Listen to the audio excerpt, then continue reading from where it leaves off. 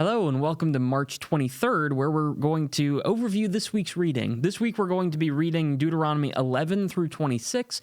Not quite the majority of Deuteronomy, but a major section in the middle of it. Last week we looked a lot about the history of the people of Israel and kind of where they came from, how they got to where they are now. But this week we're going to be focusing more on the laws that God has given to Israel and on the things that God is telling them to do, their responses, obedience versus disobedience, and that kind of thing. We'll be looking at a lot of that as we go through this central section of the book of Deuteronomy. This week's reading is going to begin with Moses' warnings to the people, his reminders to them to stay faithful and don't turn away from God, because their ancestors, your fathers, your parents, your grandfathers, they turned away from God, and look how it worked out for them. They're all dead in the desert, and you guys are the ones who get to inherit the land of Canaan.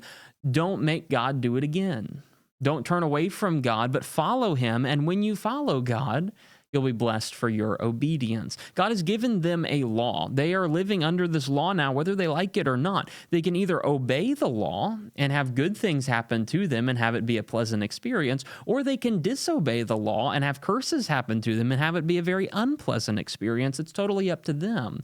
And so Moses gives them a law. Here is the law. If you want to have a nice life, you should keep this law. Here's what's expected of you. Here's what's required. Here are all the rules and regulations you're supposed to follow. Again, the original law was given to these people's parents and grandparents or great-grandparents 40 years ago in the wilderness.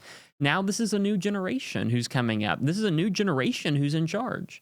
And so it's the same law. It's revealed in a slightly different way. It's repackaged a little bit for them to learn from so that they don't repeat the mistakes of their ancestors. That's what we're going to be looking at this week, the heart of Deuteronomy. And of course, you can check back here for the daily summaries if those are helpful for you, or you can go to the written page. You'll see some longer write-outs about special points that I thought were interesting on whatever different chapters we're doing that day. So whatever the case, whether you check out the written page or not, I guess I'll see you tomorrow for the next step in our Bible reading. March 24th, we're going to be reading Deuteronomy 11 and 12.